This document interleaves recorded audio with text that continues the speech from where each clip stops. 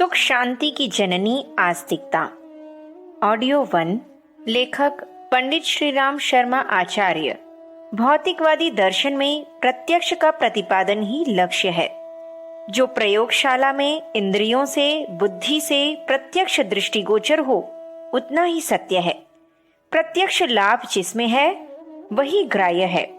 उसमें स्वार्थ सिद्धि को प्रधानता दी गई है।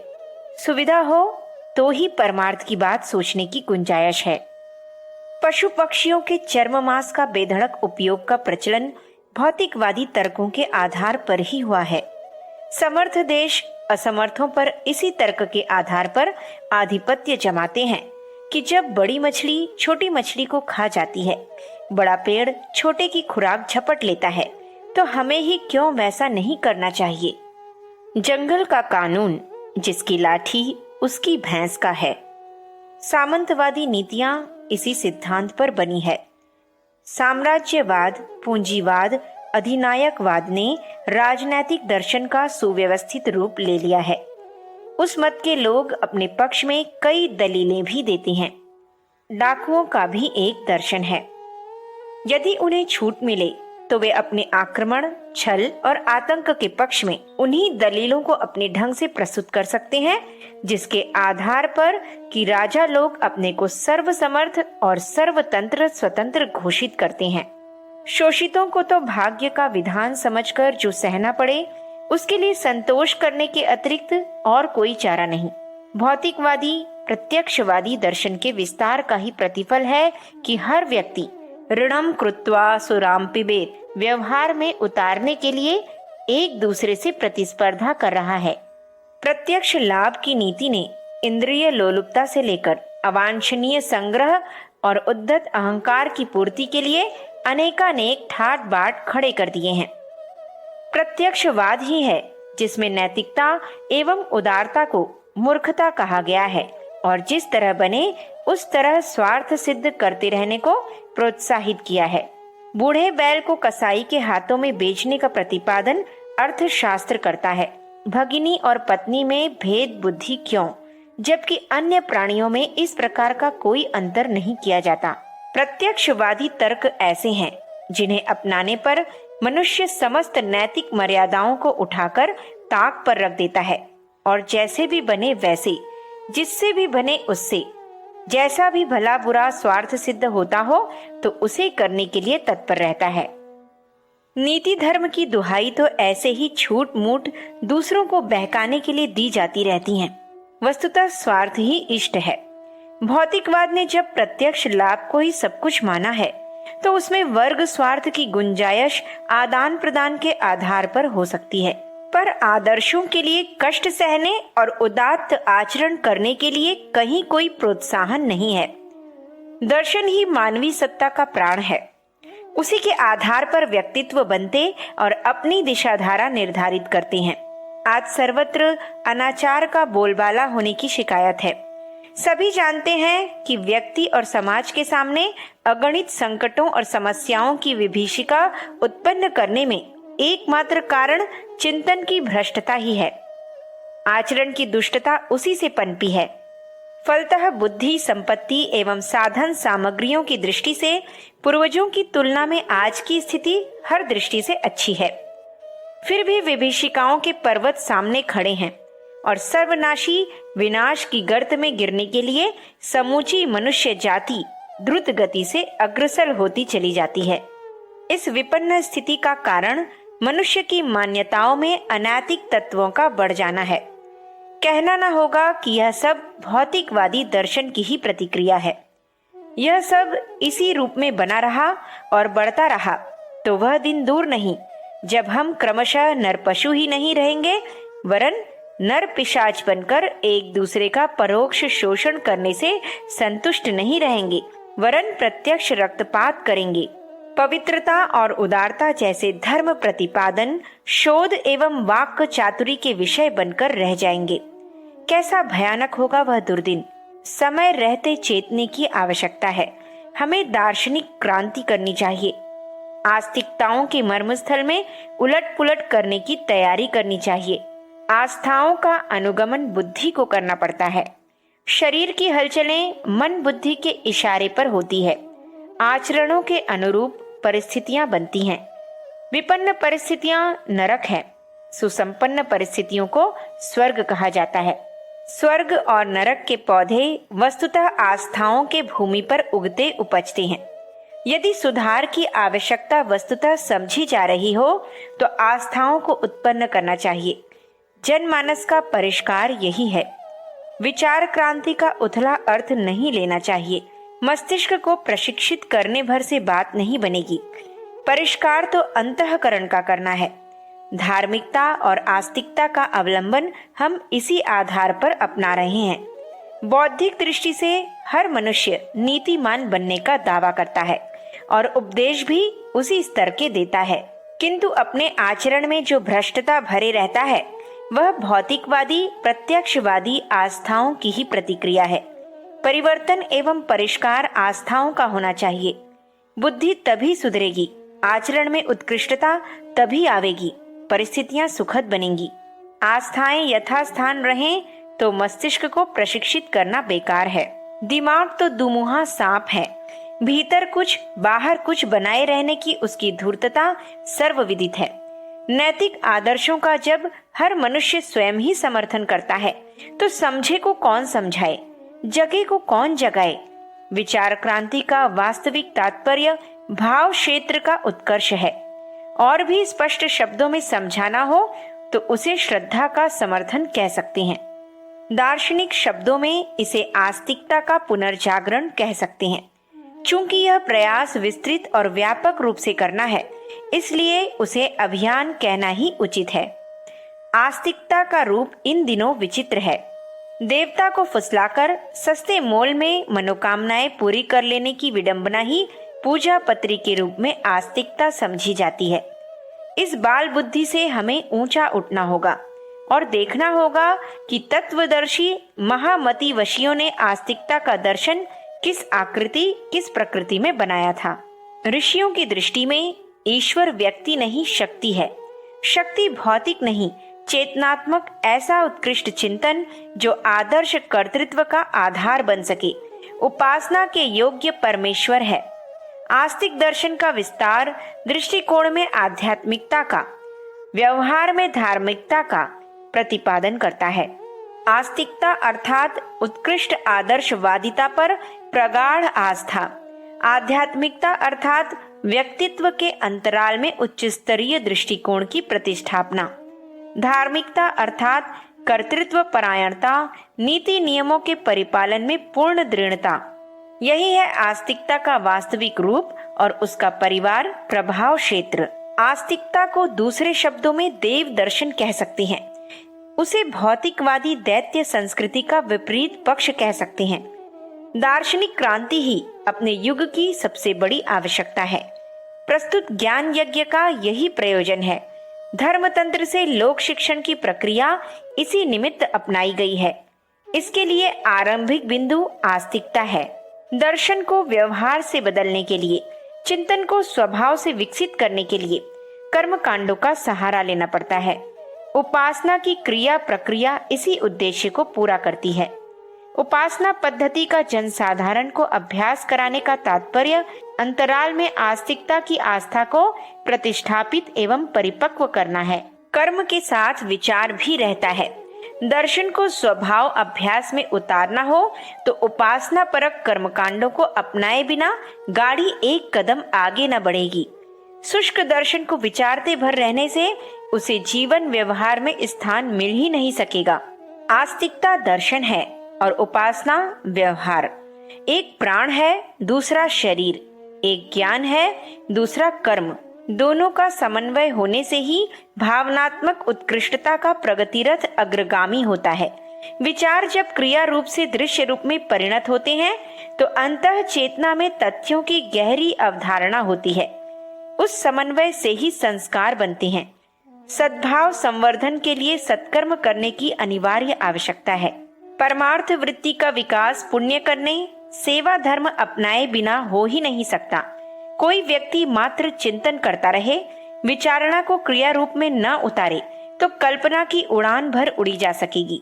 उससे स्वभाव संस्कार का निर्माण हो नहीं सकेगा। व्यक्ति को ढालने के लिए उसे कर्म की भट्टी में तपाना और गलाना पड़ता है। आस्तिकता का दर्शन हृदयंगम कराने के लिए उपासना की क्रिया कृत्यों की आवश्यकता इसीलिए समझी गई है और उसे अनिवार्यता दी गई है। यह सच है कि भावना और विचारणा रहित धर्मानुष्ठानों की लकीर पीटने और चिन्ह पूजा करने को विडंबना ही कहा जाता है। प्राण रहित शरीर का क्या मूल्य रह जाएगा। किंतु यह भी ठीक है कि भावना और विचारणा को चिरस्थायी बनाने के लिए उन क्रिया कृत्यों की आवश्यकता रहेगी जिन्हें उपासनात्मक कर्मकांड या धर्मानुष्ठान कहते हैं। उपासना का प्रचार विस्तार प्रकारांतर से आस्तिकतावादी दर्शन की ही जनमानस में प्रतिष्ठापित कराने का तथ्यपूर्ण उपाय है। आस्तिकता व्यक्ति और समाज की सुख शांति एवं प्रगति की आधारशिला है। उपासना को भी वही श्रेय और महत्व दिया गया है। आस्तिकता और उपासना एक ही तथ्य के दो पहलू हैं। युग निर्माण अभियान के कार्यक्रमों में कितने ही उपासनात्मक कर्मकांडों को प्रमुखता दी गई है। इसका मूल प्रयोजन आस्तिकवादी दर्शन के लिए अंतःकरणों में उर्वरता उत्पन्न करने और फसल खड़ी करने का उपक्रम बनाना है। जन जन के मन मन में आस्तिकतावादी दर्शन को प्रतिष्ठापित और समुन्नत बनाने के लिए उपासना का कर्मकांड लोकप्रिय बनाने की आवश्यकता है। उसका प्रचलन व्यापक रूप से होना चाहिए। अपने समय की यह सबसे बड़ी आवश्यकता है। देखने में यह छोटा काम लगता है और उसके माध्यम से कोई बड़ा सत्परिणाम उत्पन्न होने में संदेह उठता है, अविश्वास होता है। किंतु वास्तविकता वैसी नहीं है। कई बार छोटे दिखने वाले कृत्य दृश्य रूप में अकिंचन और उपहासास्पद होते हैं, किंतु उनके परिणाम दूरगामी होते देखे गए हैं। चरखा कातो मिले स्वराज्य, क्यों कहते गांधी महाराज की उक्ति उन दिनों धूमधाम से प्रचलित थी। पर इस दर्शन को कोई विरले ही समझते थे कि चरखा काटने की दिशा देकर युग देवता में स्वदेशी की देशभक्ति की भावना को पुनर्जागृत किया जा रहा है। नमक सत्याग्रह छेड़ा गया था, तब भी असंख्यों को यह संदेह था कि नमक बनाने से अंग्रेज क्यों कर राज्य छोड़कर भाग जाएंगे। इस तथ्य को बहुत कम ने जाना था कि इसमें विदेशी शासन के प्रति अवज्ञा और विद्रोह भड़काने वाले तत्व छिपे पड़े हैं, जो अवसर मिलते ही दावा नल की तरह उभरेंगे और भड़केंगे। चरखा काटना और नमक बनाना दृश्य रूप से तुच्छ था, पर उसकी परिणति कैसी हुई यह हर किसी ने आंखों से देख लिया। बीज को वृक्ष बनने में, चिंगारी को दावा नल बनने में जो विश्वास करते हों, उन्हें यह विश्वास भी करना चाहिए कि महान अभियान के आरंभ एवं विस्तार के प्रतीक बिंदु छोटे हों तो उसमें असमंजस करने की आवश्यकता नहीं है। सही आधार का सही परिपोषण सही रीति से होता चले तो उसके सत्परिणाम ऐसे हो सकते हैं जिन्हें अद्भुत और आश्चर्यजनक कहा जा सके। आंख से न दिखने वाले अत्यंत तुच्छ शुक्राणु विधिवत अभिसिंचित होने पर एक प्रौढ़ और परिष्कृत व्यक्तित्व का रूप धारण करता है। यह आश्चर्यजनक लगते हुए भी एक तथ्य है। उपासना प्रक्रिया के विस्तार के साथ यदि उसकी पृष्ठभूमि सही बनी रहे, आधार का ठीक तरह प्रशिक्षण किया जाता रहे, तो उसका परिणाम दूरगामी होना निश्चित है। आस्थाओं के परिष्कार का लक्ष्य उपासना अभियान के सहारे प्रौढ़ और परिपक्व होने की बात पर दूरदर्शिता संदेह नहीं कर सकती। पुनर्गठन वर्ष के वसंत पर्व से आस्तिकता विस्तार के लिए उपासना अभियान को नया उभार दिया गया है। कहा गया है कि घर घर में गायत्री माता के चित्रों की प्रतिष्ठापना होनी चाहिए। घरेलू दिवालियों का प्रचलन सर्वत्र किया जाना चाहिए। इस विस्तार प्रयास के पीछे कई महत्वपूर्ण आधारों की लंबी श्रृंखला विद्यमान है। उन सब पर हमें सूक्ष्म चिंतन करना चाहिए। विज्ञान ने संसार को बहुत छोटा बना दिया है। समूची मनुष्य प्रगति की एकता को एक केंद्र पर केंद्रित होना होगा। भाषा, समाज, राष्ट्र और संस्कृति का ऐसा स्वरूप बनेगा जो समूची मानव जाति को एक सूत्र में पिरोए रह सके। विलगाववादी आज की कट्टरता कल समाप्त होने जा रही है। आस्तिकता नवयुग का प्रधान आधार होगी।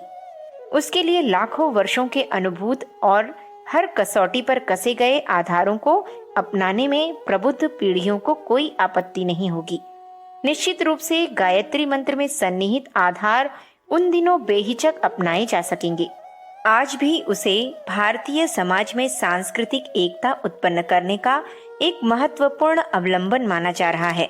उसमें उपासना पद्धति की विविधताएं एक केंद्र पर केंद्रित होती हैं। यह मतांतरवाद को निरस्त करके भावनात्मक एकता का उपयुक्त आधार है। निकट भविष्य में गायत्री मंत्र सार्वभौम एवं सर्वजनीन आवश्यकता को पूरा कर सकने में हर कसौटी पर खरा सिद्ध होगा। इससे छोटा धर्मशास्त्र, तत्वदर्शन एवं उपासना विधान और कोई हो नहीं सकता। हिंदू होने के कारण पूर्वाग्रह एवं पक्षपात से उत्पन्न कल्पना की संज्ञा इस प्रतिपादन को दी जा सकती है, पर कल यही तथ्य सामने आना है कि गायत्री मंत्र भारतीय समाज की भावनात्मक एकता की ही नहीं वरन आस्तिकतावादी दर्शन को परिपक्व करने वाली आधारशिला की भूमिका भी गायत्री महामंत्र ने निभाई है। इसमें वह लोच और लचक मौजूद है जिसके आधार पर विभिन्न मान्यताओं और परिस्थितियों के लोग उसे अपने अपने ढंग से अपना सकें। कट्टरता उसमें नैतिक पक्ष भर की है।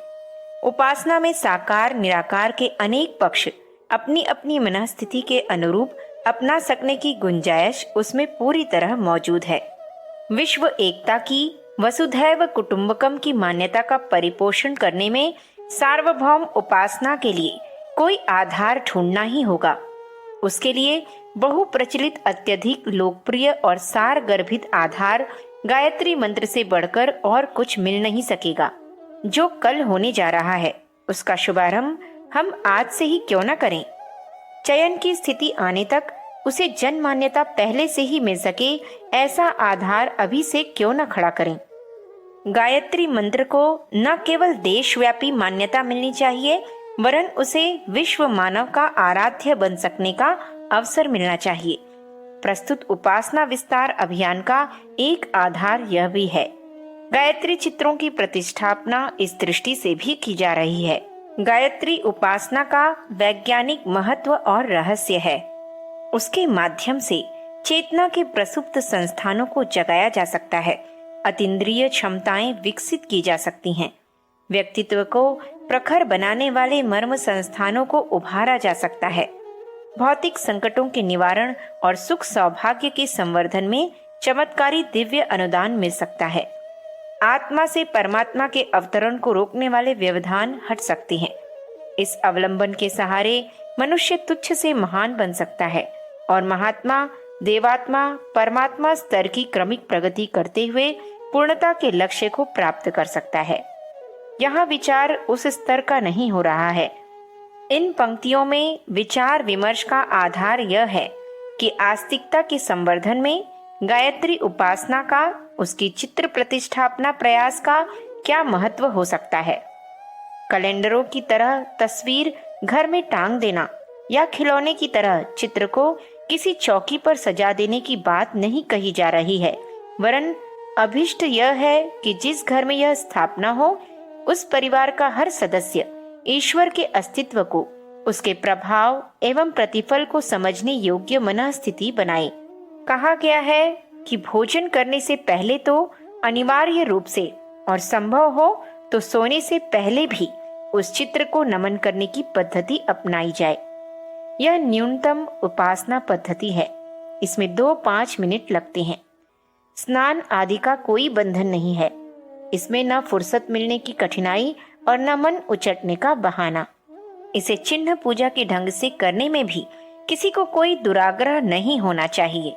जिस घर के अधिकांश सदस्य इस स्वल्प प्रक्रिया को अपनाने लगेंगे वहां गाड़ी आगे भी पटरी पर लुढ़कने लगेगी। आस्तिकता के सिद्धांतों को समझने और समझाने का भी सिलसिला चल पड़ेगा। इस संदर्भ में यह समझना और समझाना भी बन पड़ेगा कि आस्तिकता के इस अभिवंदन के समय क्या भावनाएं उगानी चाहिए और उन भावनाओं को समय समय पर चिंतन तथा आचरण में उतारने के लिए किस प्रकार सोचना और किस प्रकार आचरण करना चाहिए। उपासना में सामूहिकता जोड़ देने से उसका प्रभाव और भी अधिक बढ़ जाता है। सत प्रयत्नों से उत्साह बढ़ता है, मन लगता है और मनोवैज्ञानिक दृष्टि से चेतना को ढालने का पथ प्रशस्त होता है। सामूहिक आरती, सामूहिक प्रार्थना के अनेक लाभों में एक लाभ यह है कि घर में वातावरण बनता है और उस प्रवाह में चेतना के तंतु अनायास सही दिशा में प्रवाहित होने लगते हैं। छोटे बालकों पर विशेषतया और वयस्कों पर सामान्यतया सामूहिक प्रार्थना आरती का सौम्य प्रभाव पड़ना सुनिश्चित है। यह प्रभाव तत्काल भले ही कुछ विशेष प्रभाव उत्पन्न न करे, पर अचेतन मन पर ऐसी छाप छोड़ता है जिसमें आस्तिकता के साथ जुड़े हुए आदर्शों की जड़ जमाने और फलने फूलने का अवसर मिले। आश्रमों, मंदिरों, धर्म संस्थानों में ही नहीं, घर गृहस्थी में भी सामूहिक आरती प्रार्थना का समान महत्व है। आग हर जगह गर्मी उत्पन्न करती है। बुरे प्रसंग अपना बुरा प्रभाव प्रस्तुत करते हैं तो कोई कारण नहीं कि सदुद्देश्य के लिए किए जाने वाले सत्प्रयोजन अपना अच्छा प्रभाव उत्पन्न न करें, अच्छी छाप न छोड़ें। इस कार्य में जो थोड़ा सा समय लगता है उसका प्रभाव परिवार में धार्मिक रुझान एवं नैतिक अनुशासन उत्पन्न करने के रूप में सामने आता है। ऑडियो 2 सुख शांति की जननी आस्तिकता। लेखक पंडित श्रीराम शर्मा आचार्य। गायत्री भारतीय संस्कृति की जननी और यज्ञ भारतीय धर्म का पिता है। इन दोनों की मान्यता प्रतिष्ठापना घर घर में रहनी चाहिए। यह पौधे जिन घरों में सींचे जाते रहेंगे उनमें भावनात्मक उत्कृष्टता एवं चारित्रिक श्रेष्ठता की संभावना उनकी अपेक्षा कहीं अधिक रहेगी, जहां ऐसा कुछ होता ही नहीं। परिवार के सदस्यों से कहा गया है कि उनके घरों में इस वसंत पर्व से गायत्री माता एवं यज्ञ पिता की अभ्यर्थना का क्रम नियमित रूप से चल पड़ना चाहिए और वह ऐसा होना चाहिए कि एकाध व्यक्ति नहीं वरन पूरा परिवार उस प्रक्रिया के साथ संबद्ध रह सके। इसके लिए विधि व्यवस्था ऐसी बनाई गई है जिसमें समय या धन संबंधी कठिनाई किसी को भी अनुभव न करनी पड़े। सुविधा और सरलता का इस न्यूनतम प्रचलन में पूरा ध्यान और पूरा स्थान रखा गया है। अशिक्षित अनजानों के लिए भी इसमें तनिक भी कठिनाई नहीं है। न्यूनतम गायत्री उपासना के लिए कहा गया है कि एक चौकी पर पूजा कक्ष स्थापित किया जाए, उस पर गायत्री चित्र की प्रतिष्ठापना रहे। चौकी को छोटे बच्चे गड़बड़ करते हो तो दीवार पर भी वह चित्र लगाया जा सकता है। उसके नीचे एक लकड़ी आदि की ऐसी पट्टी लगी रहे जिस पर पुष्प, अगरबत्ती जैसी वस्तुएं रखी जा सकें। घर का हर सदस्य भोजन से पूर्व इस चित्र के सम्मुख 2-5 मिनट हाथ जोड़कर सिर नवाकर खड़ा हो, मन ही मन गायत्री मंत्र जपे और भगवान की समीपता का ध्यान करे। ध्यान गायत्री माता अथवा सविता पिता का अथवा दोनों का किया जा सकता है। सविता यज्ञ है, गायत्री सद्बुद्धि की अधिष्ठात्री है और यज्ञ सत्कर्म का प्रेरक। इस उपासना से नमन, जप, ध्यान तीनों की आवश्यकता पूरी होती है। घर में उगाए गए हों तो एक एक पुष्प भी अर्पित किया जा सकता है। देव प्रतीक कलश पर चंदन रोली लगा देने से भी पूजन हो जाता है। इसमें स्नान की अनिवार्यता नहीं है। नंगे सिर, नंगे पैर रहकर झुका मस्तक, जुड़े हाथ पूजा मुद्रा का काम दे जाती हैं। दबाव तो किसी पर नहीं देना चाहिए, पर स्नेह दुलार से परिवार के सदस्यों को इसके लिए सहमत करना चाहिए कि वे इस पुण्य प्रयोजन के लिए 2-5 मिनट का समय नित्य नियमित रूप से निकाल लिया करें।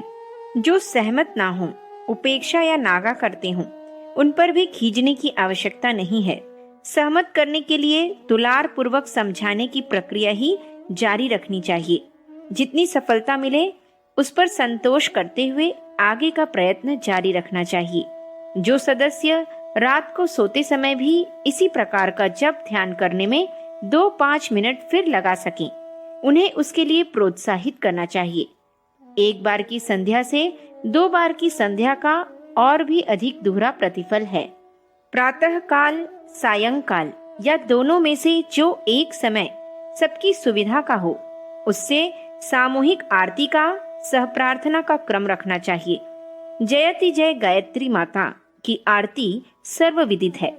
समय हो तो कोई अन्य एकाध प्रार्थना भी साथ रखी जा सकती है। उनमें हेर फेर होता रह सकता है। प्रयत्न करना चाहिए कि इस दैनिक धर्मानुष्ठान को सामूहिक सहकार मिले, उसमें घर के अधिक सदस्य उपस्थित रहें। आरती के उपरांत प्रसाद वितरण की परंपरा है। युग निर्माण परिवार ने इस संदर्भ में सस्तेपन के चरम बिंदु को छूने वाले प्रचलन किए हैं। प्रसाद में पंचामृत का निर्धारण हुआ है। पंचामृत: पहला गंगा जल, दूसरा सामान्य जल, तीसरा चंदन, चौथा तुलसी पत्र, पांचवा शक्कर। थियोसॉफी में यही प्रसाद प्रचलित है। ईसाई धर्म में भी मंत्र जल ही प्रसाद में दिया जाता है। अपना प्रचलन भी यही है। इसको साधन संपन्न और साधन रहित व्यक्ति समान रूप से प्रयुक्त कर सकते हैं। आरती के उपरांत यही प्रसाद बंटा करे। यज्ञ पिता का न्यूनतम उपक्रम यह है कि चौके में भोजन तैयार होने पर किसी के खाने से पूर्व हविष्यान्न से दैनिक यज्ञ कर लिया जाए। भोजन पकाने वाली महिला इसे बड़ी सरलता से संपन्न कर सकती है। चूल्हे में से धुएं रहित अग्नि चिमटे से बाहर निकाली जाए। जल छींटे हुए स्थान पर उसे रखा जाए। जरा सा घी डालकर उसकी ज्योति जलाई जाए। रोटी के छोटे छोटे 5 ग्रास मूंग के दाने के बराबर लिए जाए। इन्हें घी और शक्कर मिश्रित किया जाए। मन ही मन एक गायत्री मंत्र जपा जाए और 1 ग्रास होम दिया जाए।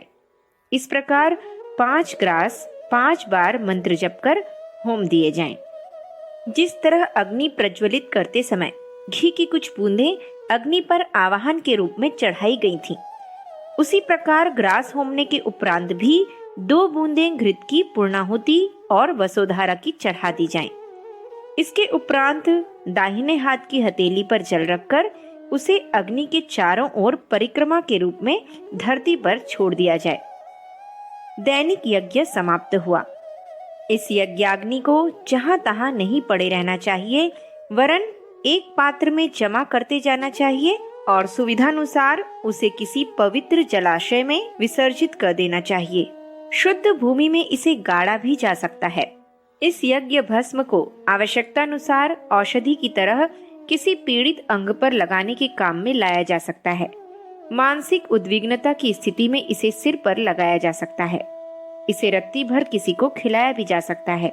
यज्ञावशिष्ट यज्ञ से बचे हुए भोजन को करने का गीता में बहुत पुण्य फल बताया गया है। भोजन बनाने की घंटों की प्रक्रिया में 2-5 मिनट में संपन्न हो जाने वाली बिना किसी खर्च की इस प्रक्रिया को भावनाशील महिलाएं अपने घर परिवार में अपने उत्साह भर से पूरा करती रह सकती हैं। यज्ञ भगवान को भोग लगाने के उपरांत बचा हुआ सभी भोजन प्रसाद रूप बन जाता है। इसका उपयोग करने वालों में सहज ही सद्भावना बढ़ने की आशा अपेक्षा की जा सकती है। सांस्कृतिक परंपरा का निर्वाह तो इसमें है ही। महिलाओं को घरेलू कार्यों में व्यस्त रहने के कारण उपासना का उपयुक्त समय नहीं मिल पाता। वे भोजन पकाते समय मानसिक गायत्री जप करती रहें तो उसका प्रभाव उस आहार में सम्मिलित होकर जप करने वाली महिला का, उसके परिवार का कल्याण ही करेगा।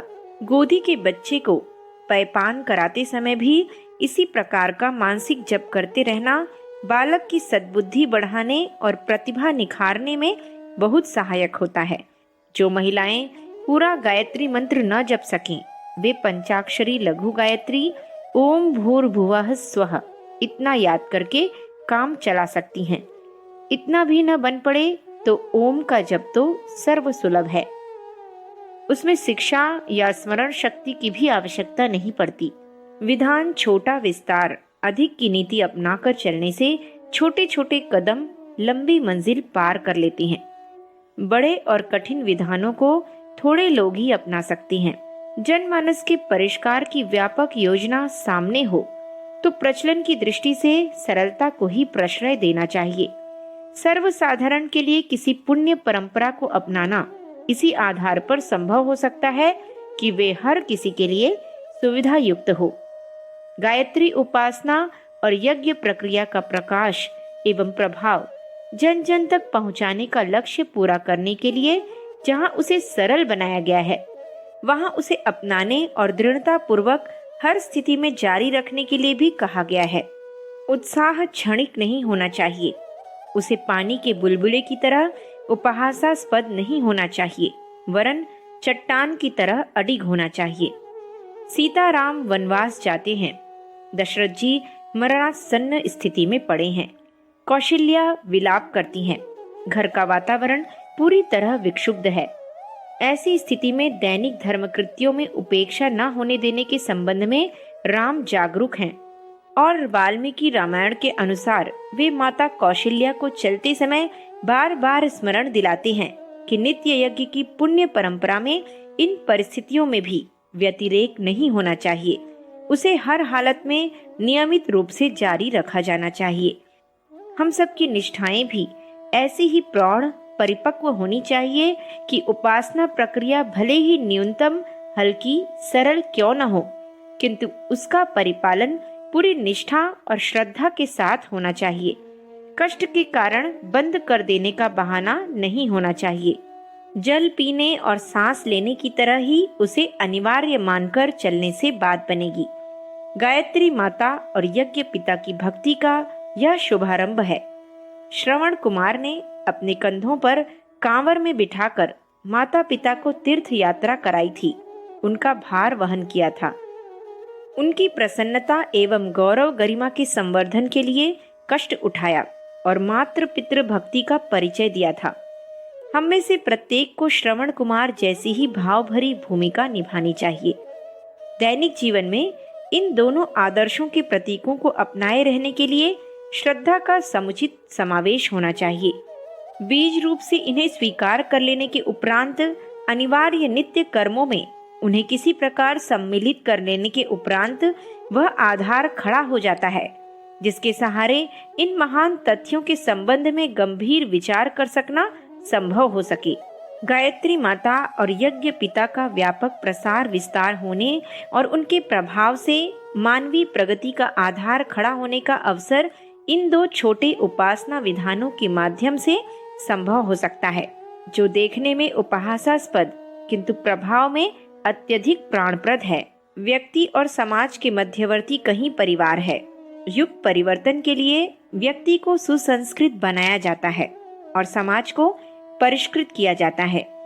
दोनों क्षेत्रों को जो समान रूप में प्रभावित करता है वह परिवार है। इस धुरी के साथ व्यक्ति और समाज गाड़ी की दो पहियों की तरह जुड़े हुए हैं। व्यक्ति को सुसंस्कृत बनाने के लिए योग, तप, नीति, धर्म का सहारा लिया जाता है और समाज निर्माण के लिए विभिन्न आयोजन आंदोलन होते रहते हैं। उपेक्षित परिवार ही रह जाता है। व्यक्तिगत सुख सुविधा की बात याद रहती है और स्वर्ग मुक्ति की बात भी सोची जाती रहती है। सामाजिक उन्नति के लिए आर्थिक, शैक्षणिक, स्वास्थ्य, रक्षा, प्रशासनिक प्रवृत्तियों को समुन्नत बनाने के लिए कुछ न कुछ प्रयास चलते हैं। उपेक्षित परिवार ही रहता है। यूं कुटुंबियों की सुविधाएं भी जुटाई जाती रहती हैं, पर यह भुला दिया जाता है कि मनुष्य की वास्तविक आवश्यकता उसकी अंतर भूमिका में शालीनता का संवर्धन ही है। इसके बिना कोई व्यक्ति न तो वास्तविक उन्नति कर सकता है और न सच्चे अर्थों में सुखी समृद्ध रह सकता है। हमारा ध्यान परिवार संस्था को सुसंस्कृत बनाने के लिए भी जाना चाहिए। गायत्री और यज्ञ का तत्वज्ञान परिवार संस्था की नर्सरी में बोया, उगाया और बढ़ाया जाए। यहीं से वह पौध दूर दूर तक भेजी जाए और विश्व उद्यान को सुरम्य बनाने में अपनी भूमिका संपादित करे। इन दिनों हमारी दृष्टि इस तथ्य पर केंद्रित होनी चाहिए। घरों में गायत्री को चित्र स्थापना, उसका नमन, अभिवंदन इस प्रयोजन को पूरा तो नहीं करता, हाँ, उसका शुभारंभ निश्चित रूप से कर देता है। गायत्री सद्बुद्धि की अधिष्ठात्री देवी है। उसे ऋतंभरा प्रज्ञा, विवेक दृष्टि कहा गया है। गायत्री उपासना की प्रतीक पूजा का लक्ष्य यह है कि उपासक विवेक युक्त, नीति युक्त दूरदर्शिता को अपनाने के लिए अग्रसर हो। यज्ञ को धर्म का पिता कहा गया है। धर्म अर्थात सत्कर्म। अग्निहोत्र की सारी प्रेरणाएं जीवन को यज्ञमय बनाने को, समाज में यज्ञीय परंपराएं प्रचलित करने को है। यज्ञ का फलितार्थ व्यक्तिगत जीवन में पवित्रता और लोक व्यवहार में उदारता की नीति अपनाने के लिए प्रेरणा देता है। संक्षेप में गायत्री को उत्कृष्ट चित्त और यज्ञ को आदर्श कर्तृत्व कह सकते हैं। यही दोनों आत्मा के सच्चे अभिभावक हैं। इन्हीं के संरक्षण, सहयोग एवं अनुग्रह से मनुष्य को देवता बनने की प्रेरणा एवं सुविधा मिलती है। परिवार में इन पुण्य परंपराओं की प्राण प्रतिष्ठा उन छोटे प्रतीकों को नियमित नित्य कर्म का अंग बनाने से हो सकती है, जिनके लिए इस वसंत पर्व से आग्रह किया जा रहा है। परिवार का हर सदस्य अपने अंतःकरण में श्रद्धा तत्व का बीजारोपण करने और उसे नित्य सींचने के लिए नमन वंदन का क्रम चलाए। घर में तुलसी का विरवा स्थापित करने, उसमें जल चढ़ाने, सूर्य का ध्यान और एक परिक्रमा करने की परंपरा अभी भी अनेक धार्मिक परिवारों में प्रचलित है।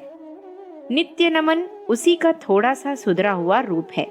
तुलसी के विरवे की तरह ही चित्र के नमन वंदन से प्रेरणा मिल सकती है, उससे अधिक भी, क्योंकि पौधे की तुलना में देवत्व मिश्रित मानवीय आकृति की प्रतिमा में प्रेरणा का तत्व निश्चित रूप से अधिक ही रहता है। यज्ञावशिष्ट भोजन करना भगवान को प्रथम समर्पण, तदुपरांत अपने लिए उपयोग का तत्व दर्शन मानवीय उदारता में अभिवर्धन का दिशा निर्देश है। उपयोग करने से पूर्व उपार्जन में से एक अंश पिछड़ेपन को घटाने और सब प्रयत्नों को बढ़ाने के लिए लगाने की बात न भूलें।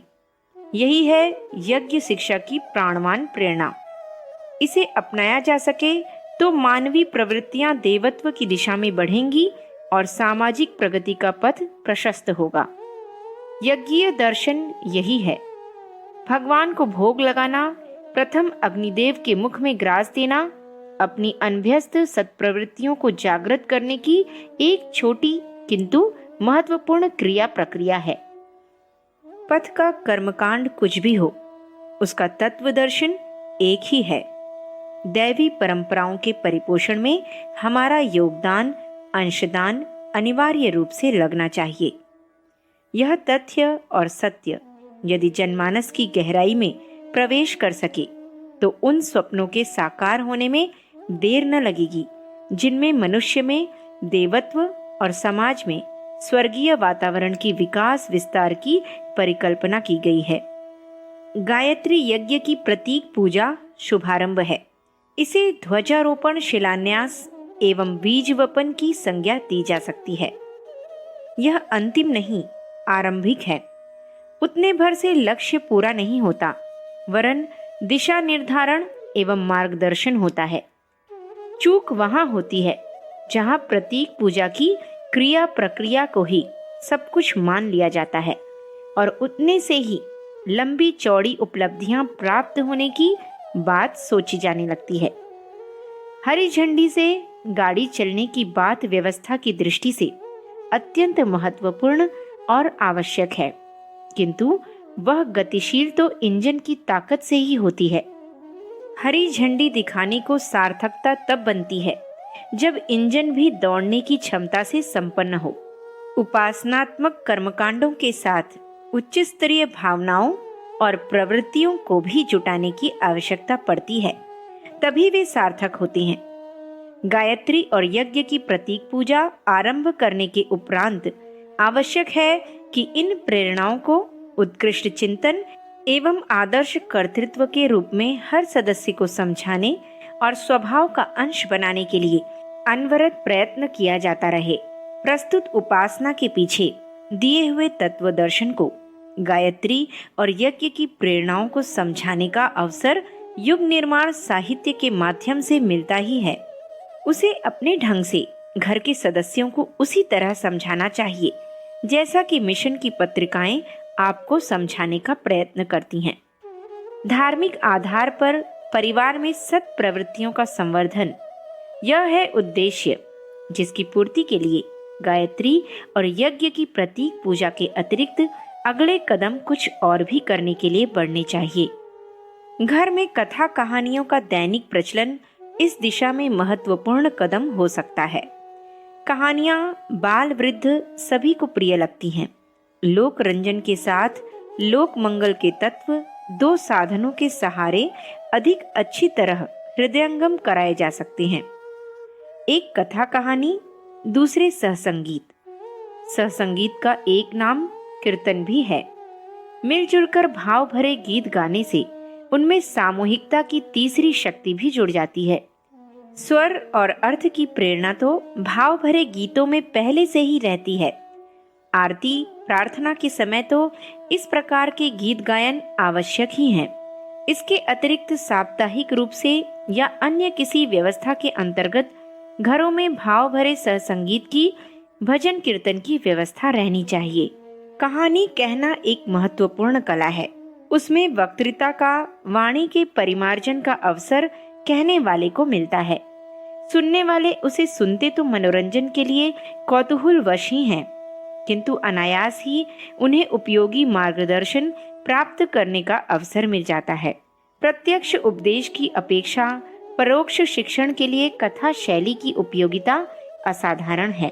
प्रत्यक्ष शिक्षा में बहुत बार मतभेद भी खड़े होते हैं, किंतु कथा प्रसंगों में घुली हुई शिक्षा सहज ही गले उतरती चली जाती है। छोटे बच्चों के लिए पशु पक्षियों की कहानियां हल्की फुल्की रहने के कारण उपयोगी पड़ती हैं, किंतु कुछ समझ बढ़ने के उपरांत पौराणिक ऐतिहासिक कथाएं अधिक प्रभावोत्पादक सिद्ध होने लगती हैं। जीवन चरित्र में प्रेरक अंश प्रशंसात्मक ढंग से और हेय अंश निंदा परक समीक्षा के साथ कहे जा सकते हैं। इतिहास में उपलब्ध विविध प्रकार के संस्मरण भी उस प्रयोजन की पूर्ति करते हैं।